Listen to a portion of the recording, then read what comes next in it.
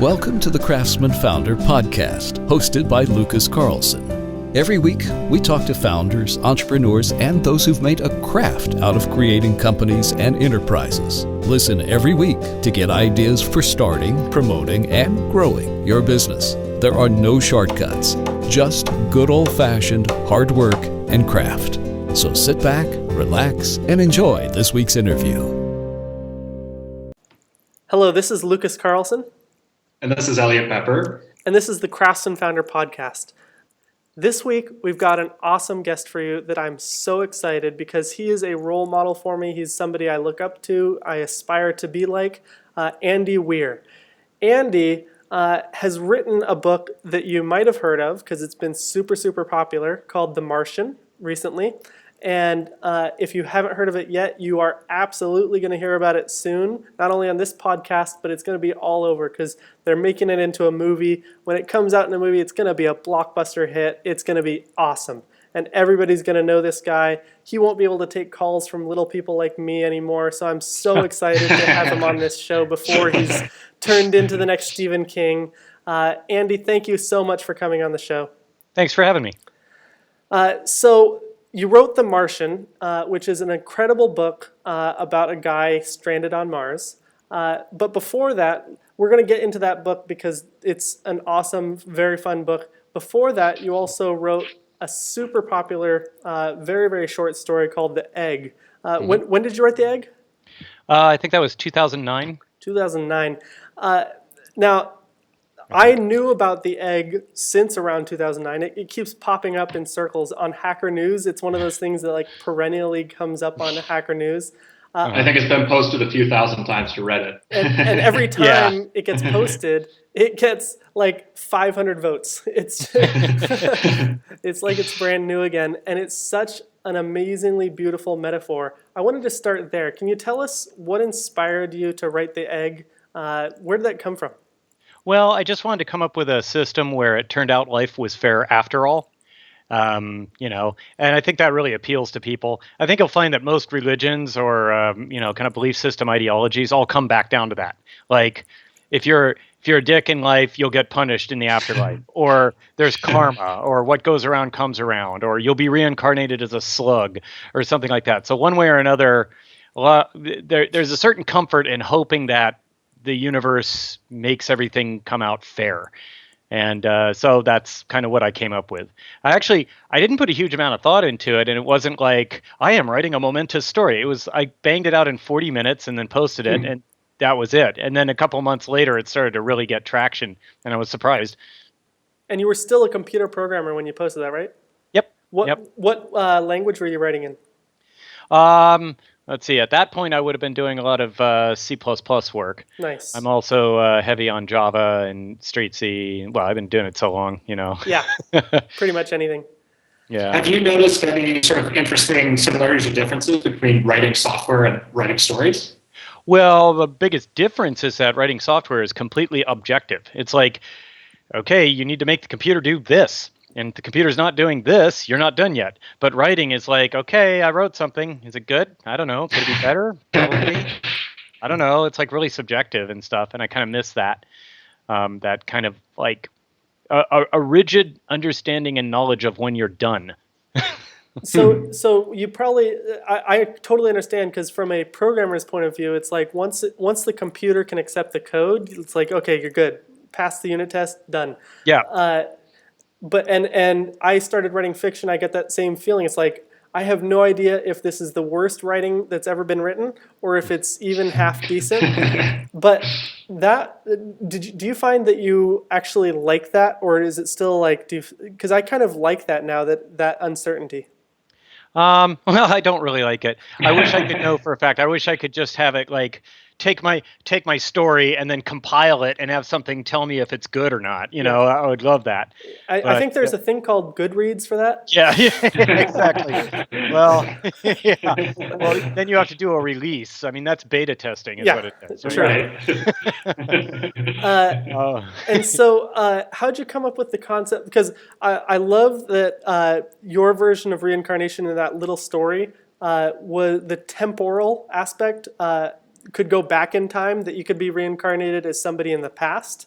I haven't read that in a lot, like Buddhism and like a lot of these different religions have a more linear approach where it's like, okay, you die, now you're going to become somebody else in a linear time frame. How'd you come up with that? Did you read that somewhere or did it just come to you? I made it up. That's awesome. But the premise of the story is like spoiler alert, I guess. That's the okay. It's such a short story. Anybody who hasn't read it, 1,000 words. Yeah. It's 1,000 words. Yeah. So the premise of the story is that you are everyone who has ever been or will ever be. There's one soul getting reincarnated all over the place, and you've been them all. So the only way to do that is time travel, right? Yep. So that's what I did. I'm like, well, all right. People don't usually mix like, philosophical pseudo-religious stuff with science fiction, but whatever. Like I said, I didn't put a lot of thought or effort into it. Yeah. It was just like, oh, here's an idea. I'll shit out a story, and okay, I'm done. That's awesome. That's sort of interesting too, because when you look at short story writing versus novel writing, with short story writing, when you're looking at 1,000 words, that's such a huge constraint, right? Like in order to pack an entire world, an entire mythology, a big idea in there. And it sometimes now seems like the golden age of science fiction short stories was back when we had the huge science fiction magazines, right? And have you experienced that differently? I personally am a huge reader of science fiction, but don't read that many short stories, even though I read a lot of short form on the internet all the time. What's been your experience? Because now you've had both a novel and a short story that have become wildly popular. Well, I love short stories. I love reading them. When I was growing up, I used to go out of my way to read sci-fi short stories, but it was always in book form. There weren't the magazines even then. I mean, they were out there, but they weren't nearly as popular as they were in like the 50s and 60s, right? Right.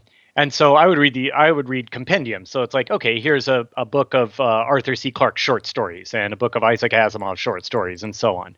Like those, I loved those. And I want to release a book of short stories myself. It would be surely called The Egg and Other Short Stories by Andy Weir. Right? I mean, that's you have to title it for what people will buy. But I don't have enough content.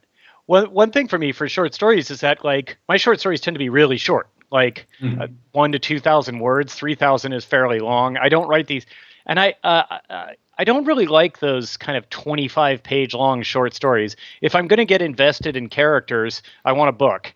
If I'm going to get a short thing, then I don't want to have to put a lot of time and effort into reading exposition and stuff like that. So I either like them really short or like 400 pages long. Nothing in between. I kind of meandered around while answering. I don't know if I actually answered your question. No, you got it. Okay. That's a very good way to approach it. Yeah. And maybe a nice segue from that, and then I'll let Lucas interrupt, but maybe a nice segue from that is although The Martian has been your breakout novel, it was not the first book you wrote. Often, especially in the media, success stories are painted as overnight success stories when really they're a decade-long success story, right? So, I'd be interested to know, what sort of lessons on craft you learned prior to The Martian that you applied when writing that book. Well, I'm not sure. I guess the lessons that I learned prior to The Martian, and I still have a lot more lessons to learn, but we're all about kind of pacing. Keep things interesting. Don't let however much you want to spend like 20 pages expositioning some random thing off to the side. Just remember the reader isn't as excited about this as you are. Don't let it be boring, I guess. I don't know. That's kind of what I learned there. I'm still learning a lot about kind of the wordsmithing and how to be a competent writer, like how to actually make sentences flow into each other and stuff like that. I got away with not having to do a lot of that in The Martian because it was all this kind of tongue-in-cheek, first-person smartass narration, so I could just talk really freely. But when it comes to actual narrative skill, I'm really amateurish. I've got a lot to learn. Well, that was actually one of my questions to transition into The Martian a little bit. Is I thought The Martian had a really great hook, which is that guy goes to Mars, left behind. That's the first few pages, so there's no spoiler there. But one of the things I found interesting was when you started to switch from first-person narrative, writing a journal, and you started to add new and different perspectives, new points of view, and the narrator changed a number of times. It went from first person. It became from the point of view of NASA. Came even at one point it was, or at a couple points it was an omniscient narrator. Yeah. Did you plan to have different narrators through the book or ahead of time? No. Well, so also I'm more of a pantser than a plotter for starters, right? So I just kind of make stuff up as I go along. Second off, no, I originally planned for the whole book to just be log entries. Like, so basically this is the log, right? But as I wrote it, I just realized, no, first off, there's just no way NASA would go very long before realizing he was still alive, right? Yeah. And then second off, the stuff going on at NASA is really interesting. Yep. and I don't want to leave it out. And so I was like, okay, well, then we're going to have to introduce these characters and do this thing. And that was a big decision for me. I was just kind of like, I kind of wrung my hands over that for a long time. I was like, I just don't know. I don't know if this is a good idea or not to explode into a whole bunch of characters and take the narrative away, because it was really working well. Yeah. I mean, the first person narration from Mark's point of view, I mean, it was really working. And I'm like, do I want to, mess with this formula? But I thought that for me personally, I fell in love with the novel when you started switching perspectives. I've gotten a lot of positive feedback on that. I feel like we all saw Gravity, and so we know what like a first-person experience lost in space is like recently, and I feel like yours became so much richer than that when you started to add that in, and really enjoyed that a bunch. We had a question from Twitter, from one of our followers on Twitter. I know you've answered this a bunch of times, but our audience hasn't heard it yet. How much work was it to do all of the engineering calculations that Mark Watney had to do in order to survive on Mars? It was a lot of work. I had to do just tons of research, lots of math. But this is stuff that I like to do. This is stuff that I do for fun. So it wasn't like this, onerous task. It was fun. But yeah, it was tons of work, and I wanted everything to be accurate. So I calculated orbital trajectories. I did a bunch of research. I mean, I would say that it took me 3 years to write The Martian. I would say I spent at least half my time doing research and math and stuff. Did NASA bring you in to talk to you about this stuff? After the book released, yeah. In fact, I was just there a few weeks ago. I was at Johnson Space Center. Best week of my life. It was so awesome. Cool. They showed me around. They had VIPs talking to me, like the director of Johnson Space Center and stuff like that. I was like, wow, that was awesome. I got to spend time in the Mission Control Center, which is my favorite thing. I'm all about ops and stuff, and you say like, here's an astronaut on the space station. I'm like, yeah, okay, show me the Mission Control Center. That's what I really cared about. They let me go in, Wow. like not just in the observation area, but actually into the International Space Station's MCC, and they let me sit at a station and remotely control a camera mounted on the outside of ISS. And so I could move it around and look at stuff. And I looked at one side of the station, looked at the other side of the station, looked at Earth. It was really awesome. Wow. And did one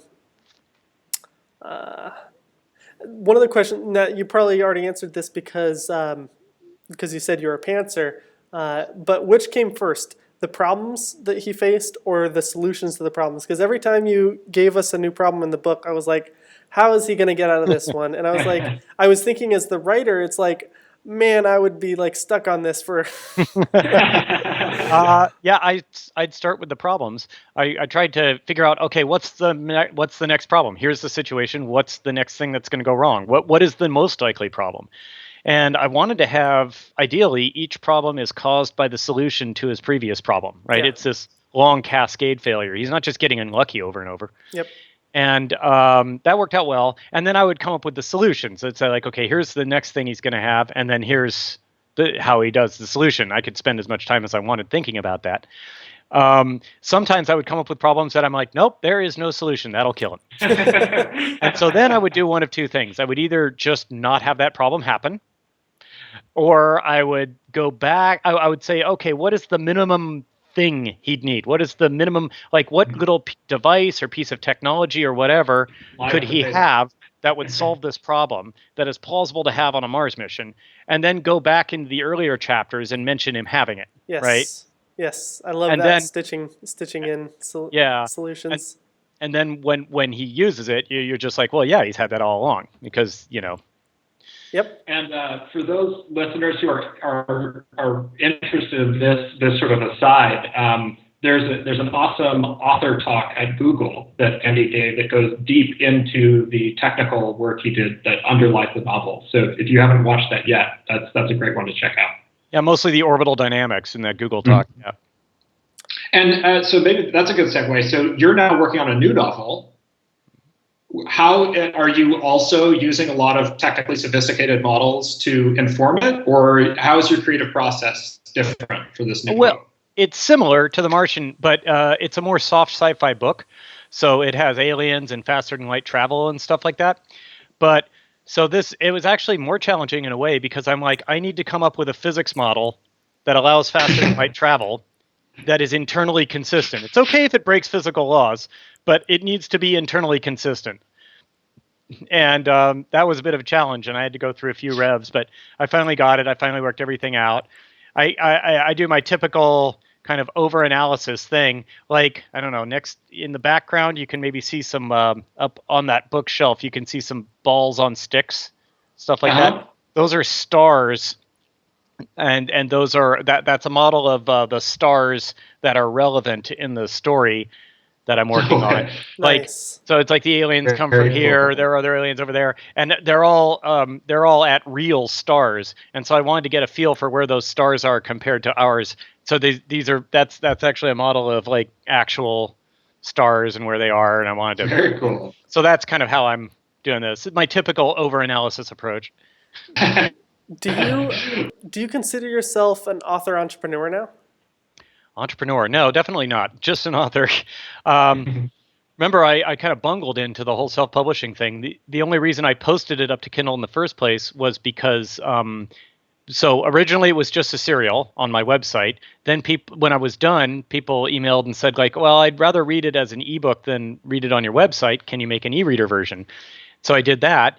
And then people said, well, I'm not very technically savvy. I don't know how to download an ebook and put it on my device. Can you just put it up on Kindle? Because I know how to get stuff off that. So I did that. And Amazon requires that you charge at least 99 cents. You're not allowed to give stuff away for free. So originally I was like, I want to set the price to zero. And it's like, no, I got to set it to at least 99 cents. I'm like, okay. So I did that, and that's how I ended up self-publishing. I wasn't an entrepreneur at all. I was like, I want to give this away. I can't, so I'm going to charge the absolute minimum. And then beyond that, I did nothing. I didn't market it. I didn't publicize it. I did absolutely nothing. I just, to my readers, I said, okay, now here's another option. You can get the ebook for free by downloading it from my site, or you can pay Amazon $1 to put it on your Kindle for you. And so definitely not an entrepreneur. Happy to fall into the embrace of the traditional publishing system because they have publicity people and marketing people, and they deal with all that stuff. Yeah. That's awesome. One of the things that Elliot and I have talked about before is how The Martian is such a good metaphor for entrepreneurship. The way that Mark Watney faces problems and challenges, where a lot of entrepreneurs will see all the problems ahead of them, like in Mars, like imagine everything that could go wrong, and that paralyzes them. But Mark over and over again just says, okay, lots of stuff could happen, but what is the one thing I have to deal with right now? And that is such not only a great way to survive on Mars, it's a great way to survive being an entrepreneur, going through starting a company. You have to deal with challenges exactly the same way. You have to take that one challenge that's right in front of your nose and forget everything else. Forget that in 3 months you're going to be out of cash. Forget all of that. And you might want to pay a little attention. If you pay too much attention to that, then you can't solve the one problem in front of your nose. And I think that that's such a beautiful metaphor for entrepreneurship. And do you think that that was something that you intended, or is that just Well, no. So we just co-opted. Yeah. Feel free to co-opt it, but no, there's no deeper meaning. There's no metaphor. There's no nothing. I mean, that and all of my stories are just purely to entertain. They have no message of any kind. So if you read into it, I mean, there are certainly similarities in life when it comes to like, okay, problem solving. Yes, there are a lot of things that involve having to solve complex problems, but nothing intentional. Have you ever met a real life Mark Watney? A real life Mark Watney. Well, I've met a number of astronauts now, so that's pretty cool. In terms of just like the sheer kind of MacGyver-y stuff like that, no, I don't think I've met anybody quite like that. So you've done tons of interviews now since the Martian exploded, and my guess is that you are often asked many of the same questions during each one, which is nice because you get your talking points that you can hit. Yeah. But what's the most important or interesting question that nobody has asked you yet? Huh. I don't know. I don't think there's anything critical that I had to say that people don't already ask. Also, I guess I don't really have anything to say.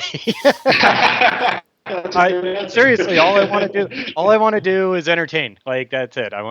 When someone's done with my book, the only takeaway they should have is like, well, that was cool. Awesome.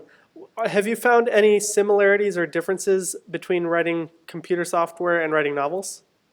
Well, it's very different, and it's tempting as an engineer to try to come up with an architecture and then implement it. Start with the 20,000-foot view and then work it down into like all the way down to the point of like, okay, and then this scene will happen. But in practice, it doesn't end up that way, because once I start writing a scene, in the past when I've tried to do that, it always like all of my long-term plans just go away. And like it ends up being like, oh, okay, well, I wrote this scene and it's clear to me that this character would do this other thing instead. It's like now that I've written the scene and I've fleshed it out, I'm like, no, there's no way that she'd do this. She would totally do that instead. And so that's why I found it's pointless to try to architect everything out in advance. Software is different because everything is, like I said, so very objective. You can say like, so I guess the analog to writing software would be if you were writing nonfiction. Like if you were going to tell the story of Teddy Roosevelt's life, you would lay it out first. You'd say like, well, here are the realities. Here's what happened in Teddy Roosevelt's life. Then here are the important parts that I need to deal with first, and then everything else is connective. And then, drill down, and then that would be a good way to do it. But in fiction writing, you don't know what the product is. You don't know what the product requirements are. You don't know what the feature set is until you're done. So I guess that's fair enough. And so if you don't start with by plotting, what do you start with? Well, the premise and the general concept, right? So for The Martian, I was like, dude stranded on Mars. Okay, well, the first thing I had to do was come up with a way like, okay, well, how could you plausibly end up in that situation? What could happen that would put you, what sequence of events would cause you to be alone on Mars without anybody knowing it, right? So that was challenging right there. And then I'd work forward from there. From my next book, I was like, oh, here's a concept that I have, like this specific concept of like, I've made a setting and a concept, and here's this central conflict. And then I'm just like, and we'll see where we go from there. Awesome. Nice. If you could tell yourself any advice to yourself, 5-10 years ago, what would it be? Yeah, I wouldn't tell myself anything. I don't want to mess with the time stream. Things went perfectly, Well, you wouldn't. The funny thing about that is, even if you did tell yourself that advice, nobody would listen to themselves. Yes. So it wouldn't mess with the time stream. I mean, it's a funny. I realize I answered in a very nerdy way, but actually, that is an honest answer. In that everything went so well on The Martian, I would not want anything to go differently at all. Like, yeah. So. That's perfectly fair. Yeah, absolutely. I'm really happy with how that turned out. I wish I knew what I did right. We'll see on my that next way you one. can repeat it more easily. Yeah, we'll see. Oh, so that's sort of interesting. Like beyond the pressure to perform, what feels different now that you're writing for an established large fan base? Well, I have the pressure of a deadline, which is a big deal because it used to be it's like The Martian was just a hobby. I'd stop and I wouldn't touch it for months sometimes, and it didn't matter. I mean, the readers would send me email going like, "Hey," but I mean, it wasn't like I had a deadline. Now, like I have contractual obligations, and my financial well-being is tied up in this, and so I have to make it happen. So yeah. Do you have a mailing list or any way for people to stay in touch with you? Well, my email address is public. You can find that online pretty easily. And I do have a mailing list also. If you just Google for Andy Weir writing, you'll find my ghetto website that has all that stuff on it. Perfect. Well, everybody listening should sign up for the Ghetto website right now before you forget. And you should pick up a copy of The Martian.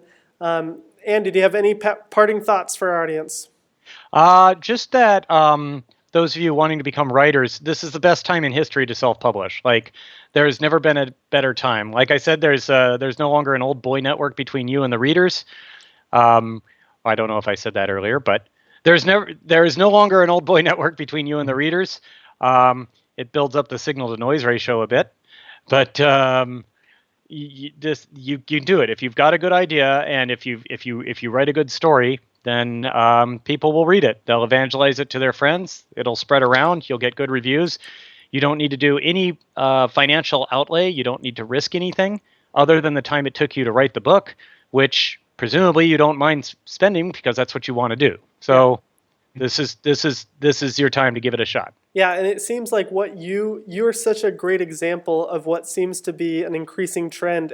Elliot and I have seen this where people keep self-publishing. Now traditional publishers are actually looking for things from self-publishers in order to pick it up.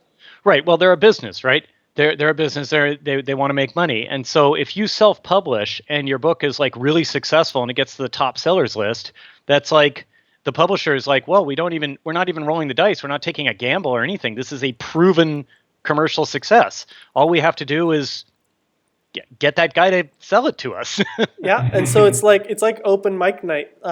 Self-publishing is moving from kind of being that thing that people do for vanity press into something that's much more being mainlined into popular fiction. Yeah, if you want to discuss that topic in detail, I'd recommend you try to book Hugh Howey. Yes, absolutely. Author of Wool. I don't know if you've ever spoken to him. We are both huge fans of him. Okay. But he's the like the czar of that, right? Yes. I mean, so he actually goes into he gets into it. He enjoys the entrepreneur half of it. He enjoys the marketing, the publicity. He does all of that. He's a businessman as well as a writer, and I'm not. But he could tell you all about that. I mean, absolutely. Well, Andy, thank you so much. We won't take you away from your writing responsibilities. Cannot wait for your next book. All right. Well, thank you.